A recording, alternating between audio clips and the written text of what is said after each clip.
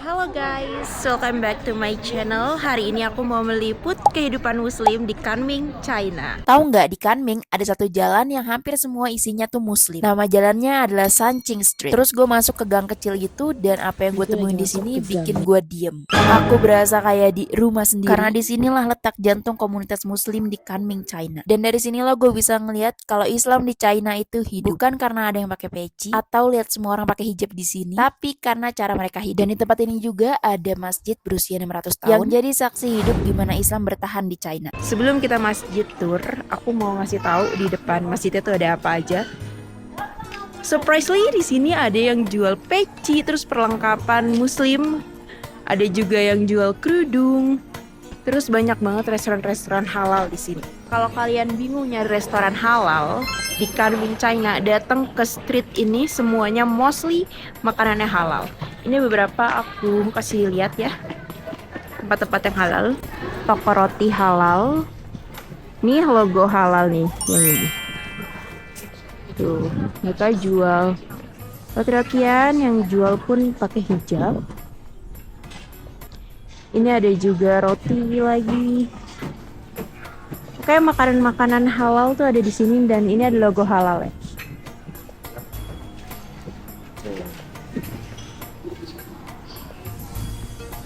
Benar-benar semuanya. Oh, ini ada kayak nasi campur gitu, dan halal pastinya. Ini ada logonya. Dan harganya murah loh guys. Dan semuanya di sini halal tuh. Oh my god. Tuh bacaannya, lihat. Halal, healthy, and delicious cuisine. Oh, ini kayaknya aku nanti mau makan di sini deh. Di sini berdiri satu masjid yang masih dipakai hingga saat ini. Masjidnya sudah berdiri sejak dinasti Ming, dan ini adalah masjidnya. Namanya Shuncheng Mosque. Dan inilah gambaran masjid di sini, guys. Tuh. Gak ada kubahnya memang, karena mostly masjid dan musola di Tiongkok itu mengikuti budaya Tiongkok. Tuh, bagus banget ya. Merah. Guys, karena di masjid ini aku nggak boleh ngerekam, tapi dari tadi aku duduk di sini dan adem banget vibes-nya. Jadi aku nggak bisa ngasih lihat kalian seluruhnya. Aku ngobrol aja di sini. Dan ini salah satu masjid tertua di Kunming, dan semua yang masih terawat dengan baik. Wow, Masya Allah. Masjid ini udah berdiri sekitar 600 tahun lalu dan dibangun oleh pedagang melalui jalur sutra.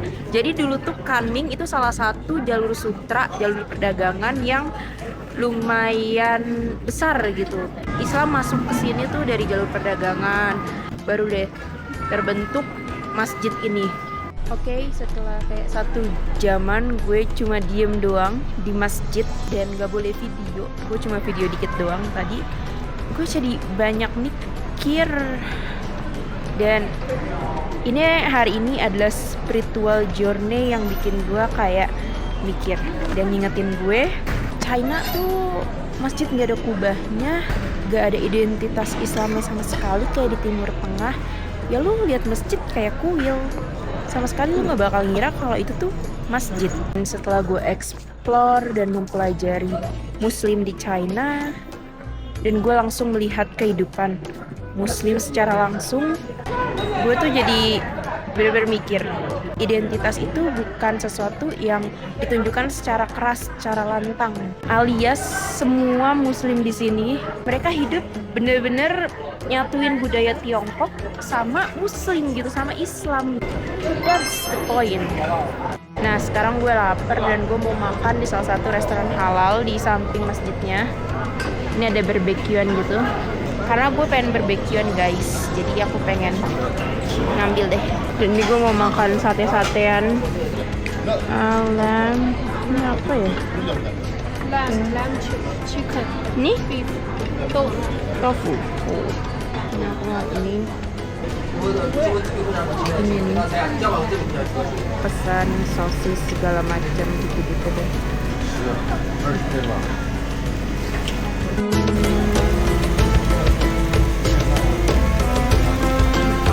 Ini juga ada macam-macam itu kayak mie, segala makan, nasi goreng.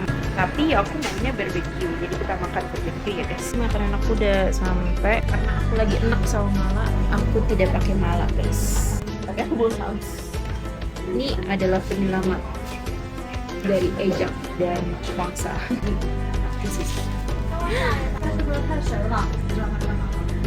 Pertama nyobain beefnya. Sisi.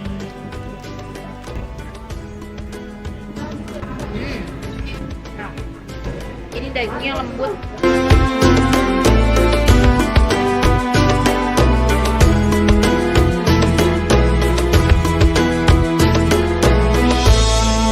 Aku udah mulai makan dan total makan aku 20 yuan. Nah, di sini tuh ada toko peci. Bahkan ada toko jilbab. Tuh. Jadi kalau misalkan muslim di sini pakainya tuh kayak ibu itu tuh rombe-rombe.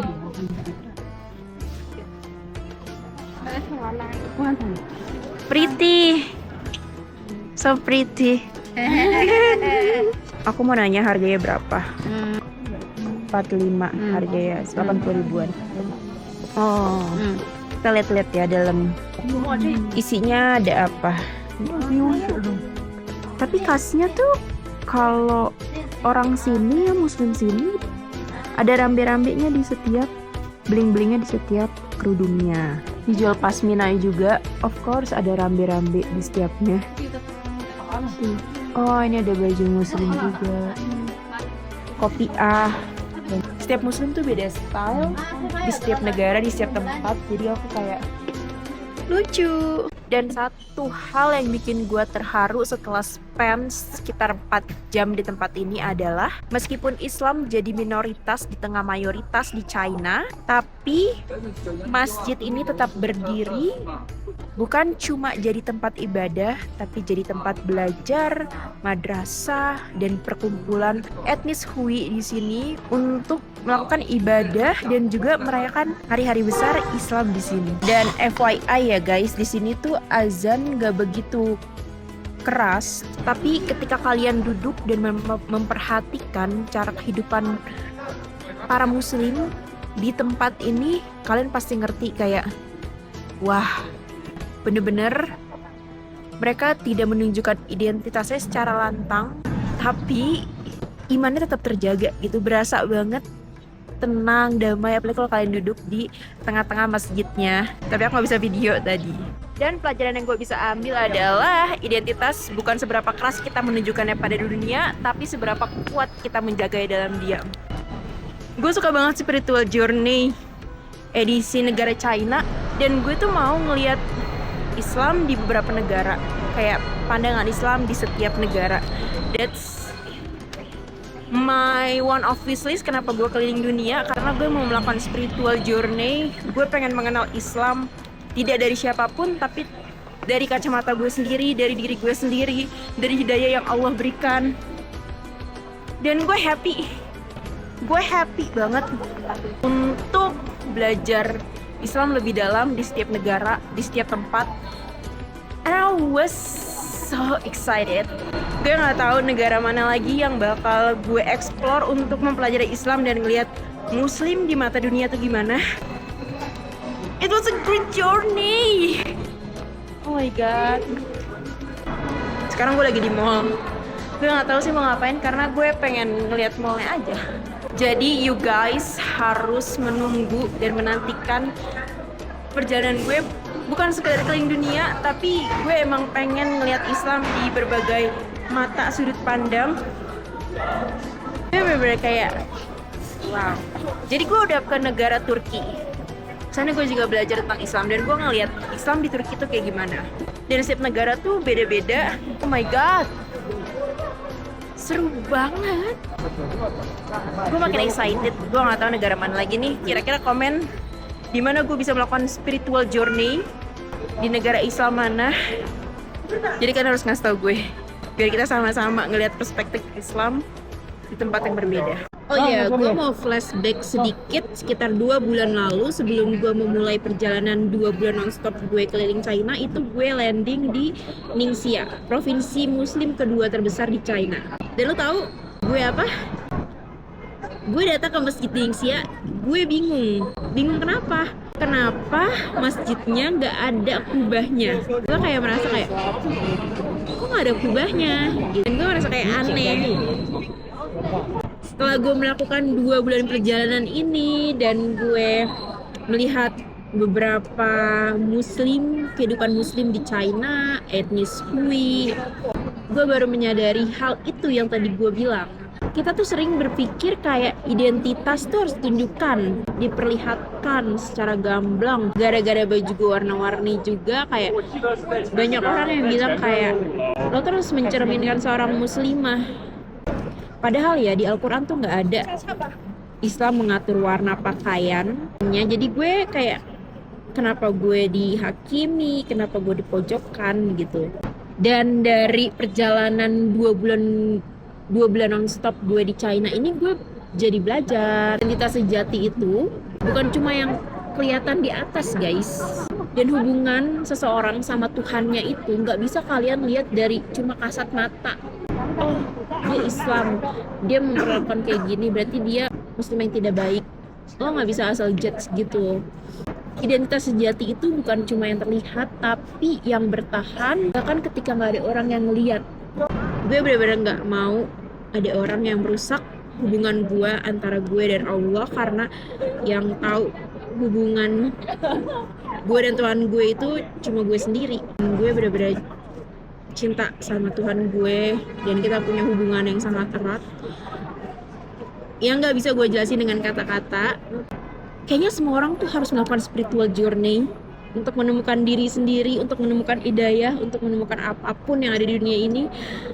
Dan gue jadi merasa kayak wow, hidup gue keren banget. Dan itu semua terjadi campur tangan alam semesta dan Tuhan gue.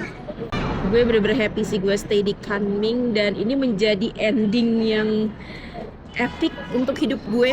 Bulan ini bukan sekedar gue traveling keliling China, tapi ini bener-bener ending yang epic, perjalanan yang epic. Wah, awal memulai perjalanan ini gue bener-bener thinking berbeda. I love the ending. Masya Allah. Thank you banget guys. Intinya dari diri gue adalah gue keliling dunia itu salah satunya karena gue melakukan spiritual journey dengan Tuhan gue, dengan alam semesta, dengan diri gue, semuanya. Dan ya,